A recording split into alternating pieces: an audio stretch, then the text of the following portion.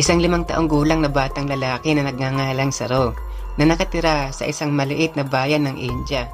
Mahirap lamang ang pamilya nila. Ang panganay niyang kapatid na si Gudo ay nagtatrabaho sa istasyon ng train upang makatulong sa karampot na kinikita ng kanilang pamilya.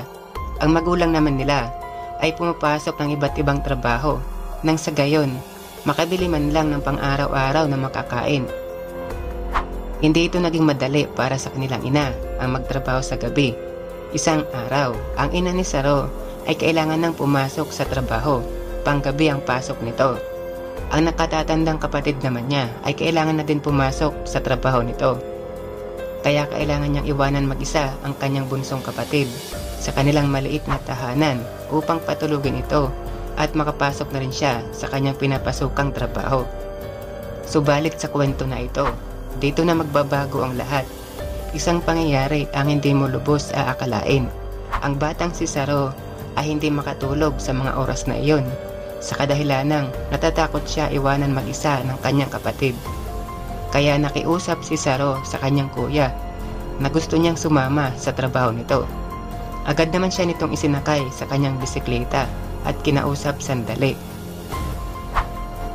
Pagdating nila sa pinapasukan ni Gudo, iniwan niya ang bunsong kapatid niya sa isang tabi para doon patulugin at hintay na lamang siya nito hanggang matapos ang kanyang trabaho. Habang si Gudo ay nasa istasyon ng train, iniisip niya na mga ilang oras lamang matatapos na siya sa kanyang trabaho nang sa gayon ay makauwi na kaagad kasama ang bunsong kapatid. Habang nasa isang tabi si Saro, nag-iisa at naghihintay sa kapatid niya na kung kailan ito makakabalik. Nakita ni Saro ang isang nakaparadang train. Sa kanyang pagkamangha at pagtataka, pumasok siya sa loob nito at umupo. Sa sobrang pagod at antok ng bata, nakatulog si Saro sa loob ng train. Nang magising ito, puno ng pagkamangha at pagkabigla ang bumalot sa mukha ng bata. Dahil ang train na kung saan siya nakatulog, patuloy ang pag-andar nito at hindi niya malaman kung saan ito patungo. Wala siyang magawa ng mga oras na iyon, kundi ang tumingin na lamang sa labas ng bintana at pagmasdan ang mga puno at mga kalye. Sa loob ng 2 araw, patuloy sa pagtakbo ang train ng walang tigil. Nang makarating sa bayan ng Calcutta, dito na ito huminto. Ibang-iba ang bayan na ito kaysa sa lugar na kung saan siya nakatira. Hindi niya malaman kung anong gagawin niya sa mga oras na iyon. Puno ng katanungan at pagtataka ang nasa isipan ni Saro kung paano siya makakauwi sa kanyang pamilya. Gusto niyang makita ang kanyang ina at ang kanyang kapatid dahil siguradong hahanapin siya nito. Lungkot at takot ang bumalot sa mukha ng bata sa mga sandaling iyon hanggang sa ito ay umiyak na lamang. Hindi rin siya binibigyan ng pansin sa mga taong nakapaligid sa lugar na iyon, sapagkat isang ordinaryo lang sa kanila ang makita ng pulubi na pag-alagala sa lansangan. Ang batang si Saro ay patuloy na nagtataka sa kanyang nakikita sa paligid. Nakakatulog na lamang siya kung saan siya maabutan ng gabi. Sa lansangan siya natulog sa loob ng ilang mga araw. Walang maayos na tirahan, walang pagkain, at walang maiinom. Hanggang sa makakilala siya ng isang grupo ng street children. Sila ang kanyang naging kaibigan at kasama. Ngunit isang gabi, isang grupo ang biglang dumating at gusto silang isakay sa sasakyan na iyon. Marahil iyon ay mga otoridad. Nagmadali siya sa mga oras na iyon, nang sa gayon ay makatakas at hindi mahuli ng mga otoridad. Sobrang pasasalamat ang nasambit ng bata sapagkat matagumpay niyang natakasan ang mga gustong humuli sa kanya. Hanggang sa makarating siya sa gitna ng kalsada. Wala siyang ibang maramdaman kundi puno ng kaba at takot. Hindi na rin niya alam kung anong kanyang gagawin. Isang araw, sa sobrang pagod at gutom na nararamdaman ng bata, nanghihina na rin siya sa mga panahong iyon. Umupo siya sa isang tabi katapat ng isang restaurant. Mula sa bintana ng restaurant, nakita ni Saro ang isang binatang kumakain ng tanghalian. Ang ginawa ni Saro, dahil marahil sa sobrang gutom, iniisip niya na siya yung lalaking kumakain na iyon. Iginalaw niya ang kanyang kamay papunta sa kanyang bibig na animoy kumakain.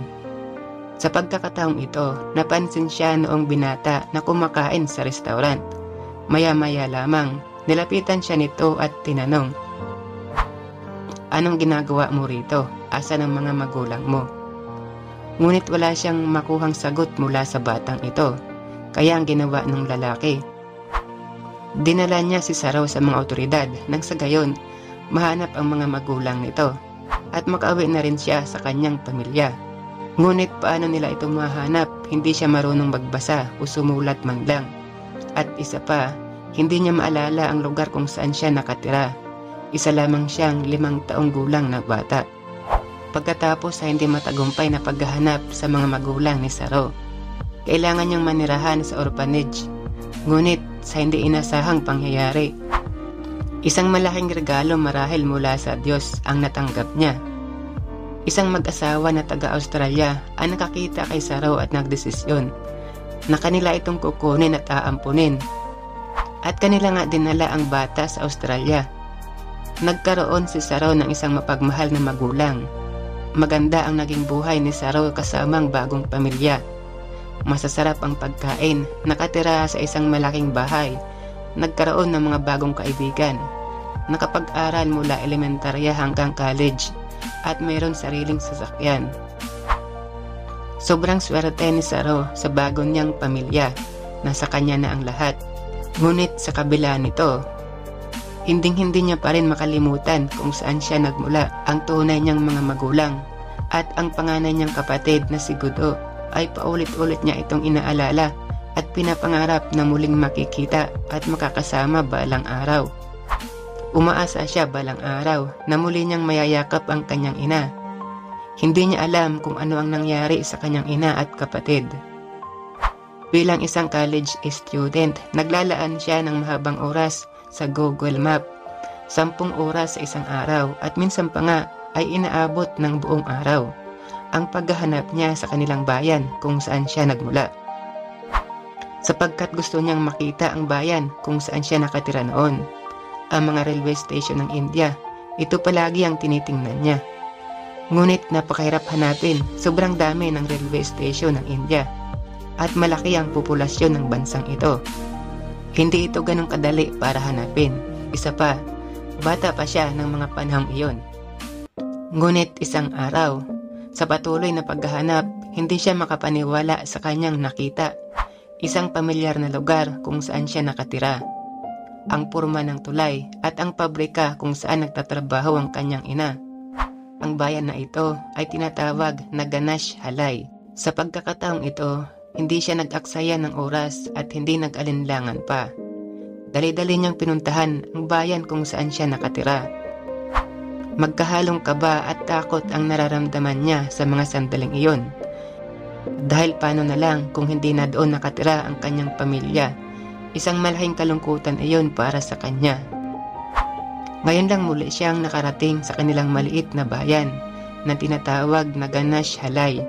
Habang nakatayo, biglang mayroon isang matandang babae ang lumapit at yumakap sa kanya ng buong higpit. Ang babaeng ito na pala ang matagal niyang gustong makita at mayakap, ang pinakamamahal niyang ina. Nasa loob ng 25 years, ngayon lang muli nila makikita at mayayakap ang isa't isa.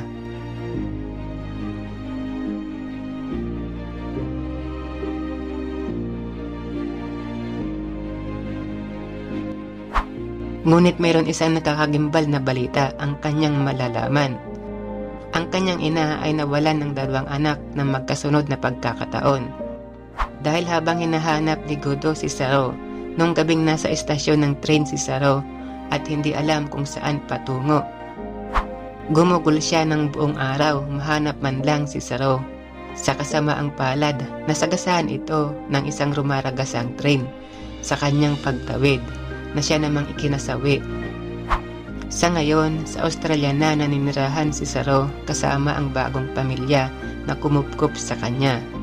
At tuwing buwan, pinapadalhan niya ng pera ang kanyang ina para hindi na ito magtrabaho.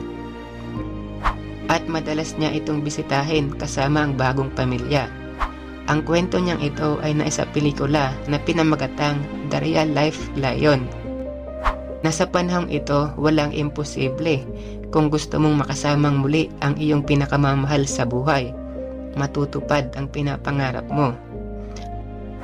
Kapatid, kung nagustuhan mo ang video na ito, mag-subscribe ka na at pindutin ang subscribe button para lagi kang updated sa bago nating mga videos. At ito ang kwento ng tuklasin mo. Maraming salamat po at hanggang sa muli.